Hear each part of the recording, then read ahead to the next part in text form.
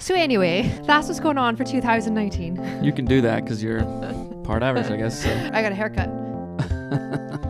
Stand in your freaking space, because when you don't stand in your space, I have to take 2 spaces up. There's no need to dominate. There's no need to feel threatened when she brings up something. That only makes a reflection on you and not her. And then I'm just supposed to be like, that time you said that. Right.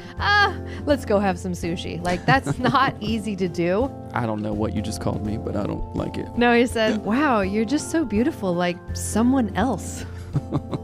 As Seth became differentiated, it was as if he was falling and didn't know what to do. And he was angry and blaming me. And you were saying, maybe we should separate. Maybe that's the best thing. Well, and no matter what I did, he was like angrier. Hello and welcome to the Anatomy of Marriage podcast. I'm your host, Melanie Studley. My name is Seth.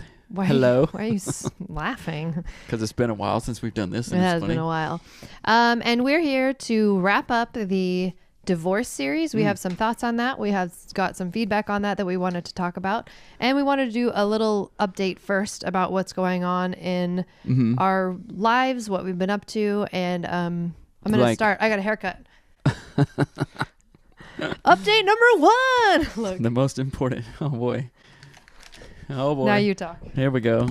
Yeah, she got a haircut. It's funny because she's like a different woman, which is kind of awesome. And last night I told her long hair was ugly. No, he said, wow, you're just so beautiful, like someone else. And that was great. Before you were ugly, but now, and we were totally 100% joking. So, but it's great to have a haircut. I donated my hair to Wigs for Kids. So if you don't like my haircut, you don't want children to have hair that need it. So yeah, thanks. Shame on you. Sheesh. Yeah, let's see some real quick updates. I did some traveling, which was totally rad. It just gave me new perspectives on everything.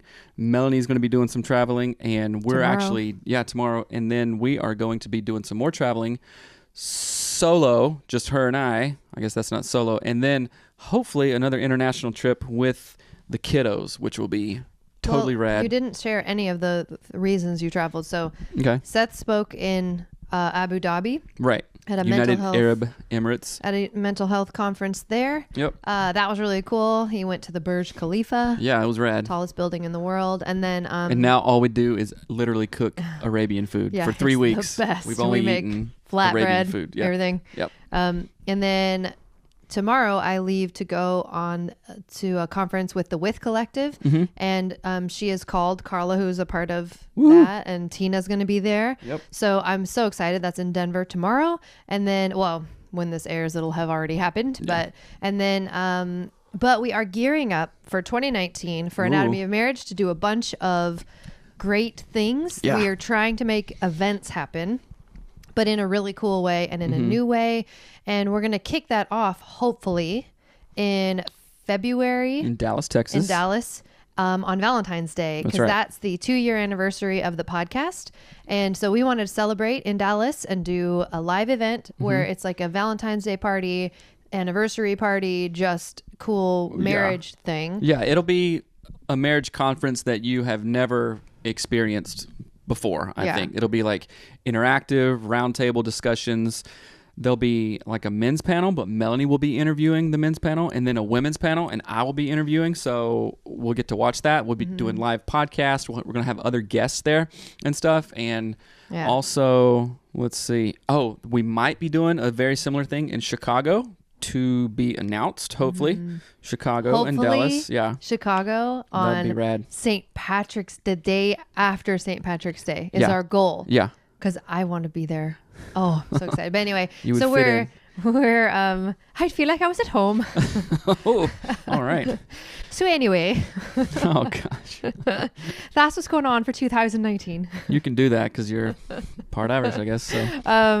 But yeah, so we're trying to gear up for events and doing stuff differently, and we're really, really excited about it. So let us know if you're in those areas, if you're in Dallas or you're in Chicago, and you could come to the events, whatever, give us feedback, tell us what you want to have us do there. Yeah, be a part of it. If you have any suggestions, be a part of it. This is going to be a very, very interactive event. Like I said, it's not going to be like a stuffy marriage conference that you may have been to before. We could have that be a segment. Different. We could just have a segment that's stuffy, boring marriage conference. The stuffy marriage panel. All right, that's fine.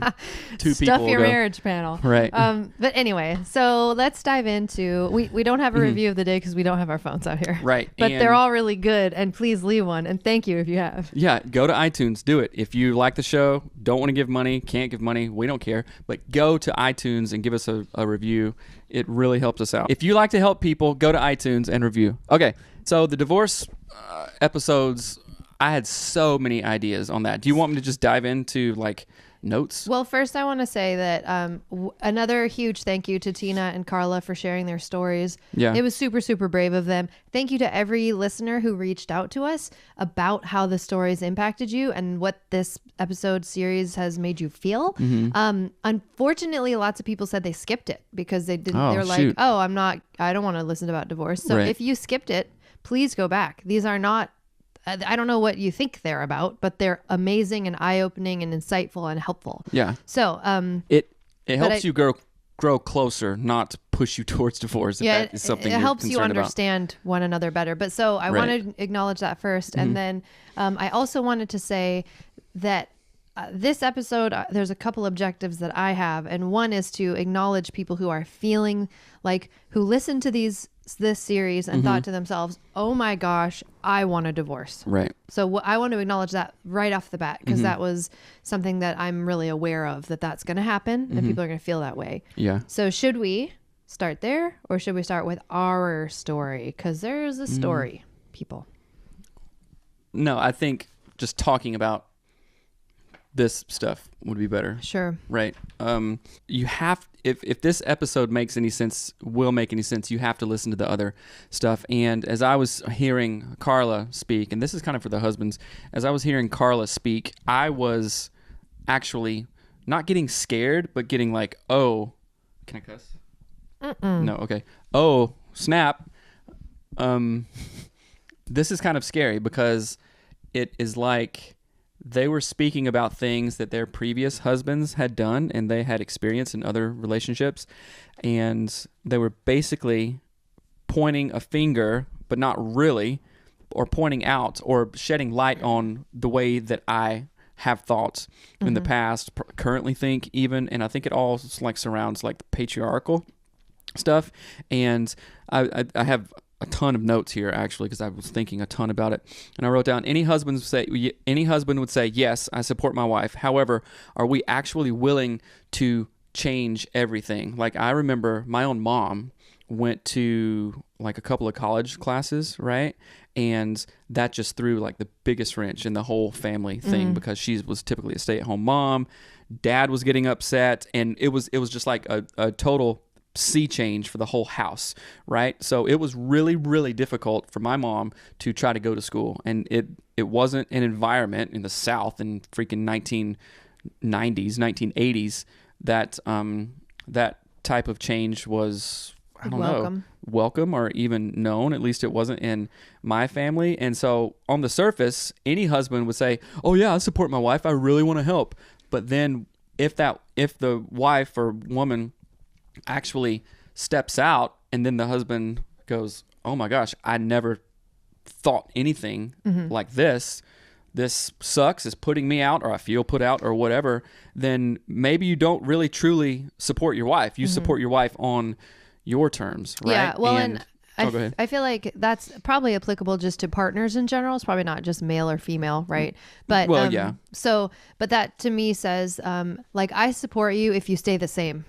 Right. I support you if you don't grow and change, because growing sometimes equals changing lots of things that you wouldn't have anticipated when you got married, right? And I think that's where a lot of times people get upset or dissatisfied in their marriage, is that they feel that growth and that change as a threat, like Carla had mentioned. And oftentimes it's, I mean, think about it, like no person should develop to the age of like 21 and then stop developing. But oftentimes the spouse that's like the stay-at-home parent is kind of asked to do that, because it's like, no, you have to live for your children. You've got to do this for the kids, and you can't, like, if you concretize yourself in this role, this holds my role up kind of thing. Does that make sense? Like in the sense of like a stay-at-home mom or whatever. I know that's kind of confusing, but if you stay the way you are, that helps me stay the way that I am. Yeah. And I don't want to change, but if you change, oh crap,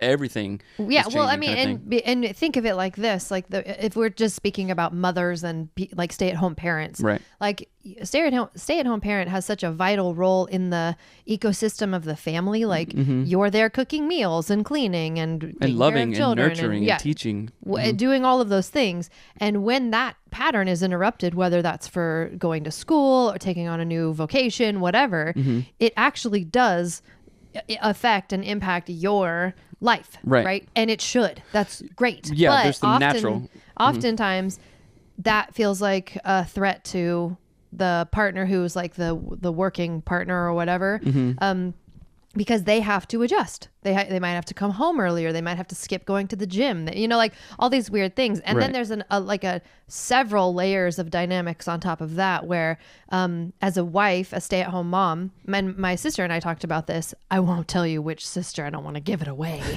But you've only got two. We were talking about it, and we were talking about this idea that when you're that role, you're that what feels like the sort of subordinate, you have to stay home, you have to take care of the kids, that's your role, you're the caretaker, blah, blah, blah.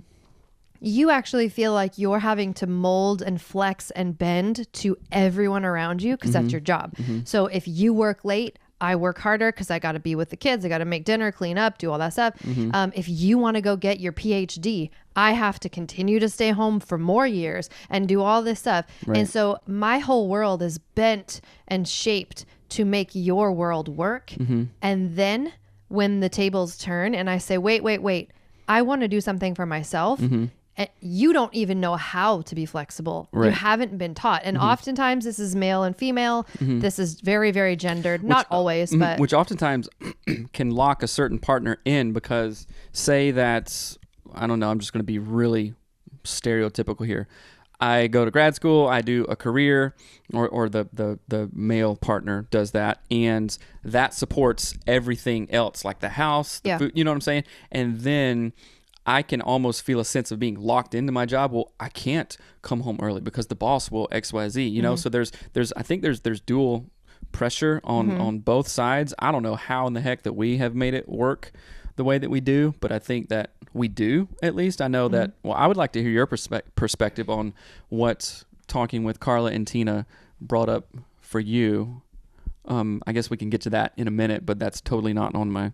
Well, part of it's on my notes, but... My perspective is not on your notes. Well, it is. It's all throughout, but I had really targeted thoughts on a lot of stuff. Well, I want to just say that I think this is very important to say out loud that as a woman, if that's the situation that you find yourselves in, you and your husband or whatever, that you have felt like you've just have been the...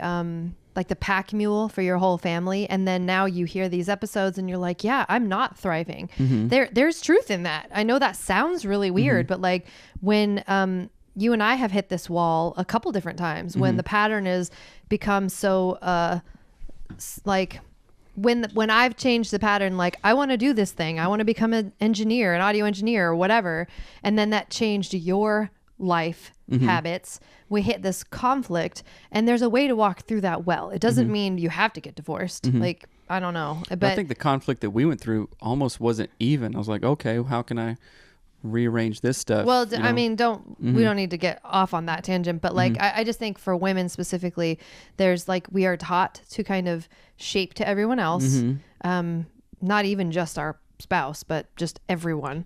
And then on top of that, we get married, we fulfill these roles. If you're a mother, that's very much, you're just shaping your life to make everyone else thrive all the time. And then there's this sort of like unfolding of hurt as you discover, like, I'm not thriving. No one's looking after me. When I'm sick, I get left alone in my room. Like, that's something that we talked about.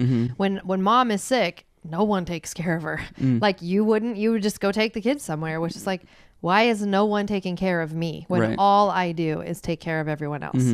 And so I don't know, just I want to make that comment, make it aware so that people, if they feel that sort of sadness or whatever, it's valid. It doesn't, you know. It's valid. So like as a therapist, it's not my job to take sides, and like us as a podcast is not taking sides and like trying to plant certain seeds of like, oh yeah, well if your husband didn't do this, well yeah, he is a jerk, isn't he? And kind of like get your mind rolling around that. Yeah. If you're thinking that, then I would really caution against that, because I don't think that's so healthy. Or go and talk to someone about it. We're not, hopefully you're not just listening to this podcast solo and your spouse isn't either, and you're getting different ideas that don't let this podcast make you angry. Don't let it be divisive. It can hurt. I mean, like acknowledging these things will feel sad. Yeah. But scary also. Like I even felt scary. Yeah. You felt scary?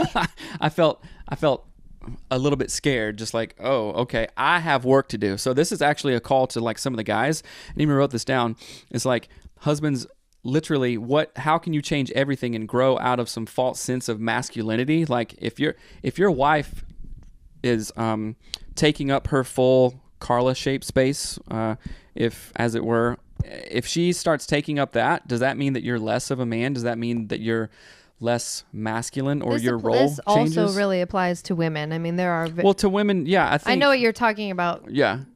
Yeah, but just... But part of like re-listening to the episodes, like part of my heart was really like, okay, dudes, not some weird hyper-masculine stuff, but like, yo, for real, step it up. What does it look like to actually support your wife, And if that makes you uncomfortable, deal with it. Think about it. Talk to your spouse about it. I think the word that comes to mind when you said that is sacrificial, because women sacrifice so much just to take care of their relationships that I don't think men understand. And I think men are not used to that type of sacrifice, like relational. Yeah. Like, I'm going to not do the thing I want to do so that my wife can go do the thing she wants to do. Right. I don't know. That's very generalized. And yeah, it is. And again... Forgive me, never mind. Well, talk to us about it. How about that? If you have a question, email us. hello@anatomyofmarriage.com. And okay, moving forward. I have so many thoughts. I'll just read them. So guys, if you feel threatened when you make yourself fully... If your wife makes herself fully visible and takes up her whole space, then that is something that you need to work on. It's not her fault or anybody else's. If you actually feel threatened, like, oh my goodness, I'm kind of diminishing, then that's something that you have to work on. And when we both, so this is my space, my arms are out, and that's like my vision of like, this is what fully Seth space looks like. When we're fully in our space, both of us, guess what? I think awesome things can happen. Like Carla talked about, just feeling hunched down in her Carla-shaped space. I'm not going to lie. I think I'm guilty of everything that Carla said. And I think that is something kind of endemic. Is that the right word? Pandemic? In Western culture, marriage culture, and certainly purity culture and church culture. Yeah, church culture for sure. And all that stuff. So I've been guilty, but I think, and I even wrote this down, I think the difference in our relationship is...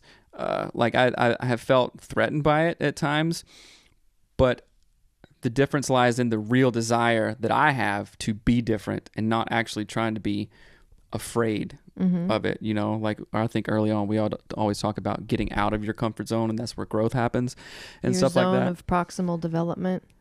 I don't know what you just called me, but I don't like it. Oh, and Carla said something really awesome, and she said that she wished that they would have said their truths. She wished she would have said her truths as early as possible to give one another permission to do so. Like, we have certain truths, and I think we're still figuring those out, and probably that's never going to end because they, are dynamic and not static. And as long as we give each other space to do that and not feel like, oh my gosh, I'm threatened because Melanie wants to whatever, or Seth wants to whatever, that's where real growth and kind of connection can begin to even take more root, I guess, right? And then another thing, listen, I have a ton of notes, y'all. Is that okay? Sure. All right. Doesn't seem okay, but whatever. I think part of what Carla also talked about was her existence causing him pain, and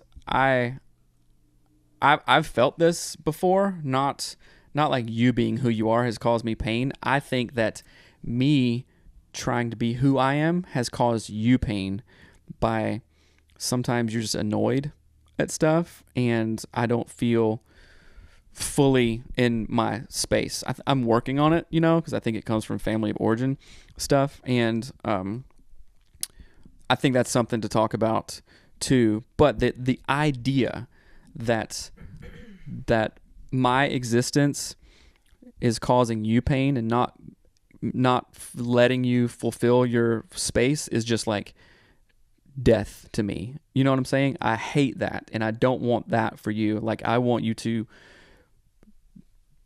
be more out of your space, because I know that is where we're all meant to be if we can get there, right? So when I say I support that, I honestly support that. Of course, maybe that's you wanting to do something that's like, that was really out of left field. Then of course we can talk about it and stuff. And even my ideas about divorce were like, this sounds weird. Divorce isn't as scary as I previously thought it was for the 39 years, which is weird, which is like so counterintuitive. Like, oh yeah, listen to the podcast and go, oh yeah, divorce. Well, okay, that's fine. I mean, what were your ideas? What have your ideas been on divorce growing up? I knew a fair amount of people who had been divorced, so I never thought of it as anything bad, other than the stories people had about going through their divorce were usually bad. But my best friend's family, they were divorced and then remarried, and so it was like, as a kid, I was like, oh yeah, that's the thing that happens, and it's hard when it's happening, but you can be fine. So I never had like, I zero have ever thought it was like wrong. If that makes sense. I don't look at it like biblically at all. Do you want to explain that a little bit? Because I'm sure listeners will have questions. Is that a whole nother show? I don't know what to say about that. I'm not worried about that kind of stuff nearly as much as a lot of people are. Right.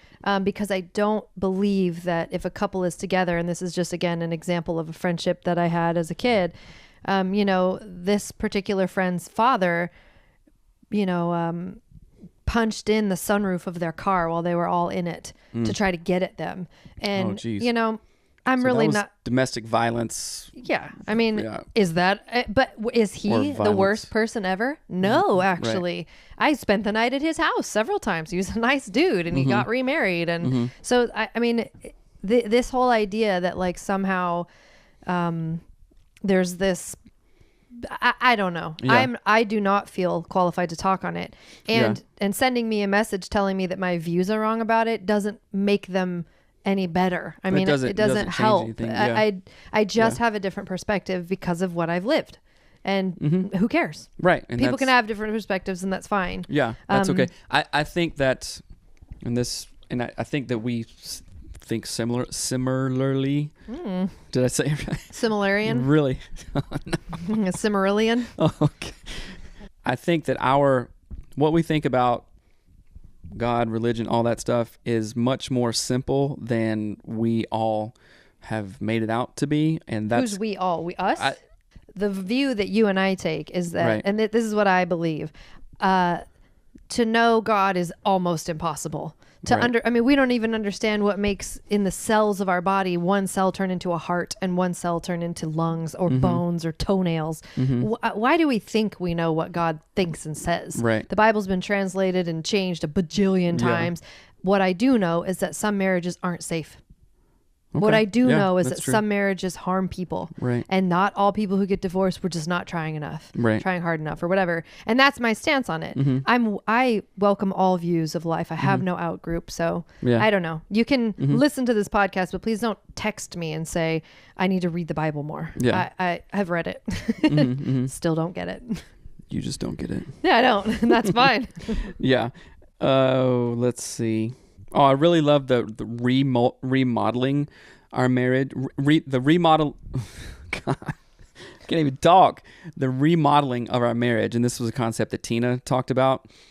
Like, and I think you talked about it too. Like, yeah, you get a house and it has like 1960s gross shag carpet, but the frame is really cool and there's, you know, all this stuff. It's like, you're going to remodel stuff. And if that looks like one of us goes back to school, both of us get a job, one of us quits a job, that's not a bad thing, it's right? Not bad at all. If you're maintenance. I mean, essentially it's maintenance. If right. you have a car that needs its oil changed, do you not change the oil because you liked the first oil, the original oil? Right. You'll kill your car. It'll right. destroy it. You know, it is maintenance to grow together and right. love and change perspectives and thoughts and yeah. change your mind on things and grow.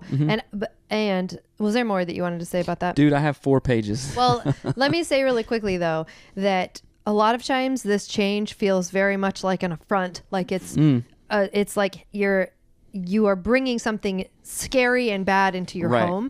And I think that happens on both ends. Like if I want to go to college and now I have new friends and Seth doesn't know these friends and it's going to feel like, what's going on? You're changing, blah. Like that is all fine and good. And we can, in fact, walk through those changes really well. We can walk through them supportively. Right. We don't have to question everything from a negative, something bad's going to happen lens. That's a choice that we make to perceive change as a threat. That's an actual choice that we make.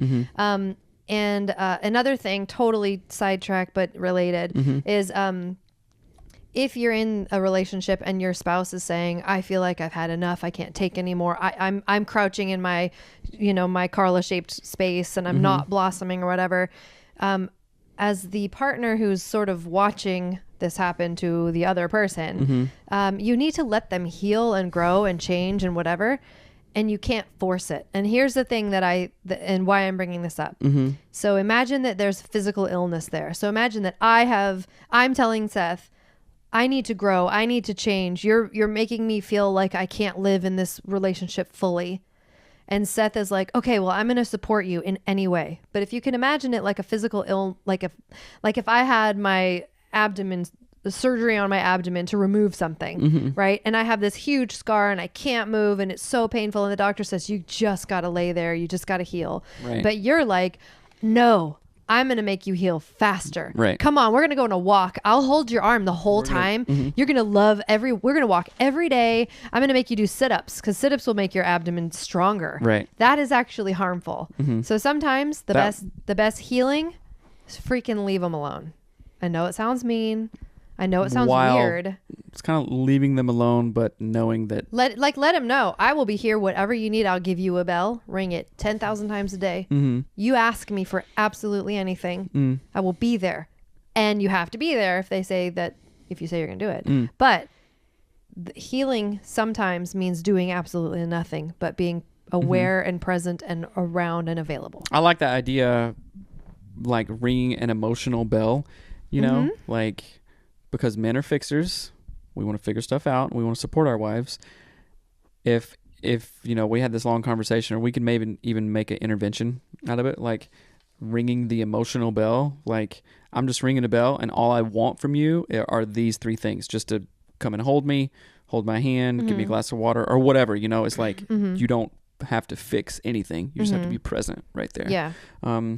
Going back to the idea of you feeling like you have to caretake for me and, be like a mother to me is totally and utterly disgusting to me. Finally. Well, no, we've had this conversation 100 times, and all the ideas that come along with that, like I've even talked to, clients about this over the years. It's like, you don't want to sleep with your dad, and I don't want to sleep with my mother, right? That's just the worst. And I think men and women do fall into this. Men want to be mothered and, through the patriarchy and all this stuff and, I don't know, taken care of. And then conversely, maybe females without a really strong father figure, like part of us really want that. And then we try to get it from our spouse, and that just doesn't work. Do you want to kiss your dad? No, why not? Don't want to kiss my mom? No. And the idea of me continuing to do stuff that makes you feel like you have to be my mom makes me sick. And I hate that. I mean, that right there is enough motivation to be like, all right, done with that. You know what I'm saying? And I don't like that. And I think this all of this stuff only, I mean, the perpetuation of the patriarchy and mothering and fathering and these certain things and even ideas about divorce is only hurting and limiting our individual selves, and then also our own marriage when we just like continue these stereotypes and continue these norms because it's what we're used to. You know, that's well, and silly. often it's just what we saw our parents do also. Yeah, I know, and it all goes back to, do you have a growth mindset? Are you willing to work? Are you self-aware? Kind of things that we talk about all the time. And and differentiation. I know that we talked about differentiation and how actually important that concept is in this whole thing. And if you're not differentiated, then you got some work to do. We still have work to do. It's not like you get there. It's always a constant maintenance phase, I guess. And let me just read this. And this is like one little paragraph that is speaking to the men, and I'll just read it. It says, it's a question really. Men, do you actually want your wife to always feel like she has to self-censor? Do you want her to feel like she has to baby you with that? Do you think she finds you sexy when this happens, or attractive? Men, if you want this to change, then decide for yourself to listen openly to her, listen without speaking, listen and do not jump straight to the conclusion. Be collaborative. There's no need to dominate. There's no need to feel threatened when she brings up something. That only makes a reflection on you and not her. And you can get mad, you can, pout and do all this stuff, but that is only a reflection on you. So it's really a call to like, all right, dudes, let's be different, and talk about it. Email me straight up or whatever. So this is talking about in episode 2, right? And I wrote down the insane importance of knowing yourself before you get married. Can you speak a little bit about that? Like, because Carla was just all over that, and Tina was too. She's like, because they both got married young. We were young. I think I wasn't that young actually, but I didn't grow up knowing myself, so that was like a big deal. But you were 19. Right. Well, when we started, I was 21 when we got married. Yeah, which is still. But I would say, I mean, I don't know. This whole topic is very strange because I feel like you are only now, and I mean now, as in like presently, knowing yourself in a way that is deeper, right? And it's all based on family of origin stuff. Like, although in my family, we were taught and always told we were valued. So in all of the ways that I've lived my life, I've never ever felt like I wasn't enough. So you were valued no matter how you dressed. Yeah, no matter what I did. If you shaved your head or not, if it was blue or green. Didn't matter what I did. I knew I had value always. And part of that came from, my dad, like his work in the church and my mom's work in the church. Like they would serve the homeless food, and everyone mattered. Right. Everyone was valuable. Didn't matter what they had done, who they were, where they lived, how much money they did or didn't make. Everyone is valuable. So I learned that intrinsically I had unconditional love my entire life. Right. And I feel like, not intentionally, but I don't think that same value is sort of the through line of your family. It's not that way. And so I think until very, very recently, there was love in my family. Yeah, there was love for sure. Tons of love, and people are very supportive and all this stuff. However, and they're wonderful people. So. Yeah, and it's not that. That's why, again, like even as a family therapist, talking to couples all the time, and then also experiencing for myself, family of origin stuff is so wacky because like that your parents, well, most people like know that their parents love them or their close relationships, but there's other like stuff that's just so messed up and confusing and convoluted. Like, I know my parents love me, they really support me, however that love was really conditional, and if it was like, I mean, part of it was cultural too in the South and through the church. If you stepped out of line, it's like, you knew it. Like if your hair was too long, like, oh my goodness, you would it would cause conflict. Yeah, and that's just and that I just didn't grow up with that at all. And so I do think that's a huge part of being able to be in a relationship in a healthy way that's like good, and all of those things is because is being able to know yourself well, but not just know who you are, like love who you are. And if you don't love a thing about yourself, you can work to change it if that's what you need to do, whether that's you want to have a higher level of education or you want to do a different career. Like, those are things you can change, and no big deal, right? It's weird. I mean, I'm in my 40s now and only just doing that, which is kind of a shame, but it's also I'm just at a your place journey. like I don't care.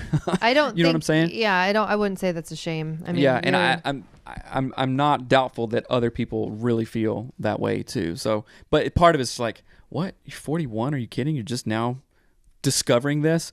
But I'm really excited about it too, and kind of on fire. I did get a question that I want to try to interview Tina and Carla for a bonus episode about how to actually walk with people through divorce. So I'm going to try to get that because I think that's a super valid, and we didn't really answer that question. So I'm going to try to capture that when we're in Denver this week, and hopefully that will work. Or this week. You mean like how men didn't know how to approach her now because she's single? Like what do you actually do? What do you invite people to couples events, that kind of thing? So hopefully we can answer that. Well, yeah, I thought, yes, I'm glad you brought that up because I had a lot of thoughts on that. And she doesn't get invited to couples stuff anymore because it's now like, oh, well, you're not part of this, so you can't be part of this now. And I think that, that awkward feeling like when someone, a partner like passes away, how do you talk about like the living to the living partner, and like include them and stuff. And I think that's more of a social thing. And what would it look like just to be like, I'm really sorry that you're going through this, and honestly, just be vulnerable and transparent with it. Honestly, I feel a little bit uncomfortable now, but we're still friends. Let's talk about it kind of thing. You know what I'm saying? And don't take on that. It's only weird if you make it weird kind of thing. That's a saying. Well, and think about this. If you're saying like, even in the case of where a partner dies and you're dealing with a partner that has, or one of the people who has lost their spouse, right. You're saying in those situations, I don't know how to handle this. You're taking your discomfort and making it forefront. That's right. And that you're is making so the weird, stupid. Like, especially in a divorce scenario. We've had a couple people live with us directly following separation and divorce. And there's this thing of like, we don't need to project anything onto that person. Right. And we never have. And we let them be who they are and talk about what they're going to talk about and feel what they're going to feel. We don't take sides. We don't judge. We don't whatever. And I feel like in those times with those two different people, it was really healing for them to just be normal. Right? Like just to be balanced and normal, and no one's there judging them. And I think that's, to me, the takeaway from all of this conversation, whether that's a couple listening who feels like they have their own conflict to resolve, or friends, my friends are divorced or whatever. The takeaway is freaking balance. It's just balance. Like we don't have to take sides. You can stand in the center of the teeter-totter and not take sides. That's balance. That's really hard. You can help people find their own balance by being balanced yourself, but we are never taught how to do that. It's not in our media. It's not in anything that we know. Again, it goes back to, if you're differentiated enough, then you're not going to take crazy sides like, oh yeah, he's a jerk and like she's a bee and this stuff. It's like, okay, bumblebee. Yeah. How can I support you here? Like, sure, there's part of us. You can have your thoughts about it all you want. Like, oh, well, I wouldn't have done this action or that action. That doesn't matter. They're not you. Stand in the middle of that seesaw, the middle of that teeter-totter, and reach out in both directions and say, it's okay. It's okay. The people who can do that are the people who can move through life well and lift others up. The people who freaking fall to one or the other over and over are the people that are like endlessly rolling in drama. And but hold on. So of course, no, I'm so mad. There's different cases. Like I know that we've known tons of people, and I've even counseled tons of couples where like, a husband just was doing insane things, or the wife was doing insane things. I'm like, you can't do that. You know what I'm saying? So I'm not saying you are so stupid for doing that. You are so stupid. I hate you. It's like, yep. You know what? I really understand how his actions would be really hard. And you know what? On some level, that's not okay. So I'm not endorsing any of that stuff. I'm not going to talk crap about them or whatever. But it's really hard, especially if you came from a family origin, or if it's like internal family issues stuff, then you want to take sides and all this stuff, which is so, so difficult. And it's most often not helpful. So, but I mean, so ixnay. Yeah, even in the case of like internally in the relationship itself, like, you might want to go have an affair. Mm-hmm. Do you have to? Do you have No. to? I mean, how stupid does that sound? You really don't have to do everything you want to do. Right. You also don't have, I mean, it's very frustrating to me. It's like people shoot themselves in the foot all the time and then wonder why things aren't good. Are you judging those people right now? No, not at all. But to me, it's very like, I'm going to use a very silly example, but it's like, am I included in this example? I actually, you were, and then I switched it to myself. I was going to talk about ice cream, bread. So for myself, I feel unhealthy if I eat too much bread. I love bread, but it makes me feel like super bloated. And you blame me if I bring it home. No. Well, I do, but I have an option. Imagine that. Every time to stand in the middle of that teeter-totter, I can either binge on bread and then feel crappy, or I can have some and feel okay, or I can have none. Right? So if you decide to binge on something, just decide right then, okay, whatever the consequence is, I did this to myself. Yeah. I mean, you can, think of it that sounds really, wacky. It's like, okay, here's a needle full of heroin. I'll deal with the consequences later. I mean, that's why did you become like a? I don't know. You became the Marlboro Man because I'm a scientist. Yeah, I think that to me is like if you're living that way where you're like, yeah, I totally have to have an affair. Right. Well, then I guess you totally are willing to get a divorce and like lose your kids. Just find the opposite of what you're doing and go, okay, that will probably happen. Is that what I want? And if that's not what you want, stand in the center of the seesaw. You have agency. You can stop yourself from having bad behavior. You even have agency when your partner says, I don't feel loved in this relationship. I don't feel valid. You have agency to be like, I don't need to be freaked out by that, and I can help my partner. Right? But we all don't think that. We don't think that way. We react. We don't use our upstairs brain. Right. Dan Siegel, Wayne Dyer, Joyce Meyer. That's right. Get on the train. Meyer and Dyer. Woo! But yeah, we need to wrap up because this is longer than I thought it was going to be. But I want to say, I want to talk about next week. Maybe we should just change the order of episodes because I want to talk about our we have gone through a lot of stuff in the last few weeks.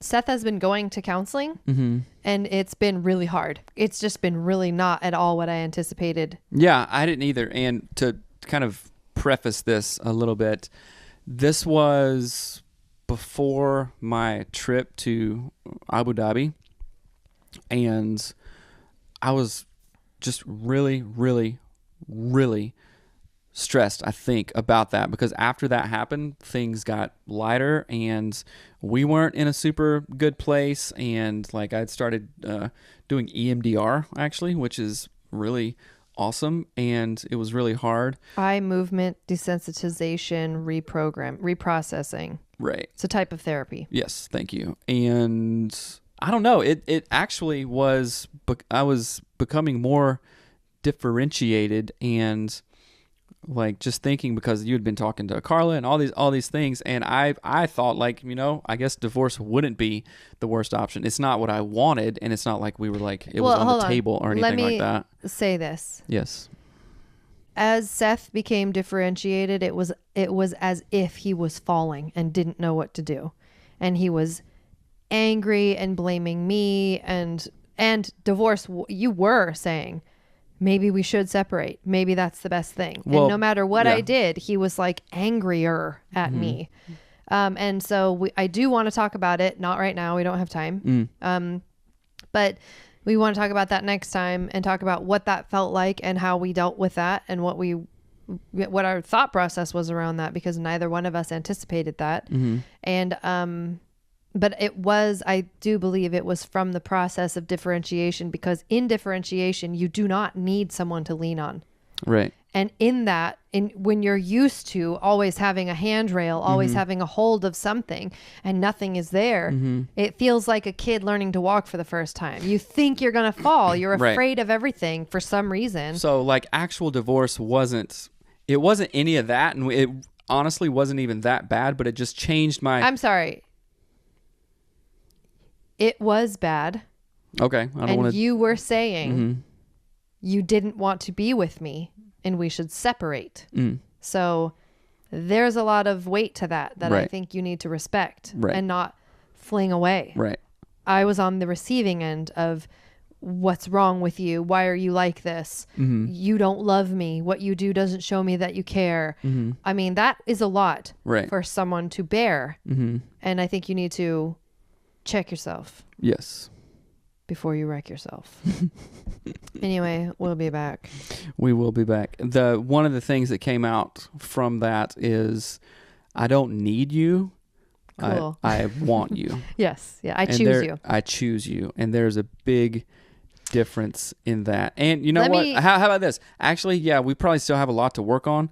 And there were things coming up for me that I was like, why does she do that? Like, I've asked her and this doesn't feel supportive and all this stuff, right? And then me always trying to like not or crouch down in my space, like, oh, I need you to help me do this. Like, I need you to like come and fill my space up. And it's like, no, I don't need that. Like, I don't need you.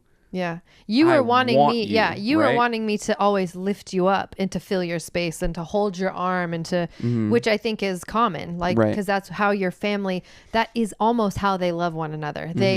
It's that sort of like, I will mother you. And that's fine. I mean, that's not bad when you're a mom and you're talking with your son, but when you're a wife and you're like, stand in your freaking space. Because when you don't stand in your space, I have to take 2 spaces up, and that's killing me, right? Emotionally and relationally and all of that stuff. But and I think even the things that I said in that, like, because family of origin stuff, like, yeah, we can say all that stuff all day in my own family, you know, ugly and things, then, you mean? Yeah, and then literally 6 hours later be like, hey, let's go do something, let's do this, and literally it's gone, right? Yeah, and I know when that when I say that, like, yeah, I know it sucks to be on the receiving end. Jeez, we could go on forever into a whole new podcast. But I do want to really acknowledge, and I want the listeners to hear what is going on. Right. Like, Seth is like, oh, it didn't matter. Like, when your husband is raking with you outside and telling you, I don't want to be with you. You don't fulfill me. You don't make me happy, which is the actual words he said as we were raking outside. And then I'm just supposed to be like, that time you said that, let's go have some sushi. Like, that's not easy to do. And it takes a lot for me to not get angry back. And I think it takes differentiation and knowing, like, I don't know. There's a lot to it, but I want to go back to that idea of like being balanced right in the middle of that teeter-totter, regardless of what the situation is, regardless of whether your spouse is saying, I want to leave you, be balanced. If they're saying, I want to grow, be balanced. If they're saying, I want to take a vacation and you don't have the money, be balanced. Like, balance is the best thing you can have. Stability and balance. You've got 2 legs anchored. You're strong. Right. You're also available to be vulnerable. Balance is the key. There's strength in balance. There's help. You can help others. You can be helped. And the things that I was saying weren't balanced. I was in my, reactive brain, because part of being gone in Dubai and part of what Carla was talking about, like the physical pain of divorce. Like, when I was in Dubai, it was only 6 days, right? But I missed you so amazingly much. Not just like, oh, but like touch, like hearing your voice, and it, like, there was something completely missing. That is a pattern of avoidant attachment. That they love you when you're gone. It literally is. I know, but I was literally like 15,000 miles away, didn't know anybody, didn't speak the language, anything. Nothing I knew was there. You know what I'm saying? So it was just like, oh my goodness, this is nuts, right? What time is it? So, we need to wrap it up. And hopefully this is helpful. I don't want to be divisive. We're not taking sides. We are absolutely not taking sides. I'd be a bad therapist if I did that. So we're trying to objectively give information, talk about it with our own spin on it. But if you feel anything come up for you, email us definitely at hello@anatomyofmarriage.com. And also, if this podcast has been of any value at all, please go to patreon.com/anatomy of marriage. There you can find different resources that aren't accessible other places, and it really, really, really helps us out to put on events, to put out resources. So patreon.com/anatomy of marriage, please. Anything else? I don't know. All right. We love you guys. Thanks for listening, and tell your friends. Spread the word. Tell your fronds. Tell your fronds. And we will be back next week. All right. Later. See y'all later. Bye. Bye.